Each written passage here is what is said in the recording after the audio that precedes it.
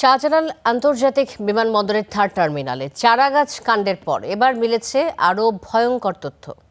উদ্বোধনের আগেই প্রায় 22,000 কোটি টাকার প্রকল্পের টার্মিনাল ভবনের ছাদে দেখা দিয়েছে অসংখ্য ছিদ্র, যেসব ছিদ্র দিয়ে চুয়ে পড়ছে পানি। খোদ সিভিল এভিয়েশনের অভ্যন্তরীণ নথিতেই উঠে এসেছে এমন ভয়াবহ চিত্র। এতে প্রশ্ন উঠেছে আন্তর্জাতিক মানের এই স্থাপনার নির্মাণ কাজে বড় ধরনের ত্রুটি নিয়ে। সোহেল রানার অনুসন্ধানী প্রতিবেদন দেখুন।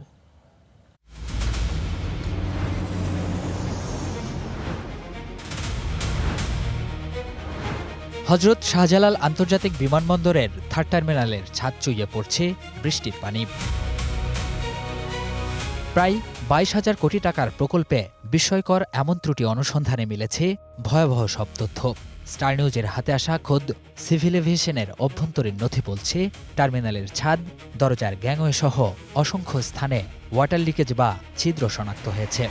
Honorable Prime Minister Her Excellency Sheikh Hasina will now formally inaugurate the sad opening of terminal. Awami League আমলে নির্মিত এই স্থাপনায় নানা খাতে হয়েছে পুকুর চুরি। এখন স্থাপনার এমন করুণ দশা নিয়ে টার্মিনালের পরামর্শক প্রতিষ্ঠান ও ঠিকাদার এডিসিকে চিঠি দিয়েছেন প্রকল্প পরিচালক AHM নুরুদ্দিন। এতে বলা হয়, গত 12 জুলাই ঠিকাদার ও পরামর্শক প্রতিষ্ঠানের প্রতিনিধির উপস্থিতিতে এসব ত্রুটি পরিদর্শন করেন সিভিল এভিয়েশনের chairman air vice marshal Mostafa Mahmud Siddique.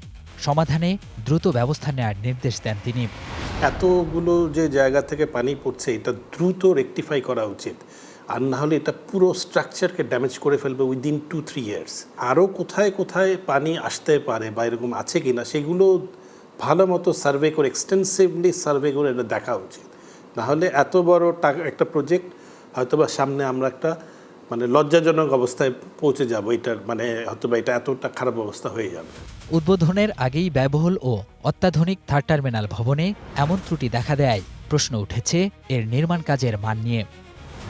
Third terminal প্রজেক্টে যে পরামর্শক প্রতিষ্ঠান কাজ করেছে, তারা খুব একটা ভালো মানের কাজ দেখাতে পারেননি। আমাদের দুর্ভাগ্য এটাই যে আমরা আমাদের এখানে বিদেশি ঠিকাদার নিয়োগ করি, বিদেশি পরামর্শক নিয়োগ করি এবং প্রচলিত বাজার দরের তুলনায় কয়েক গুণ বেশি অর্থ ব্যয় করে তাদেরকে দিয়ে নির্মাণ কাজগুলো করি, কিন্তু আলটিমেটলি অনেক ক্ষেত্রেই দেখা যায় যে আমরা প্রত্যাশিত মানের স্থাপনা পাচ্ছি না।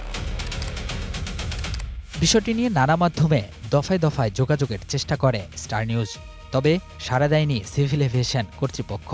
মেইল ও হোয়াটসঅ্যাপে প্রশ্ন পাঠালেও উত্তর দেয়নি ঠিকাদার, এডিসি ও পরামর্শক প্রতিষ্ঠান। টার্মিনালে বড় ধরনের ত্রুটি রেখেই 2024 সালের জানুয়ারিতে ঠিকাদারকে ছাড়পত্র দিয়ে দেয় সিভিল এভিয়েশন।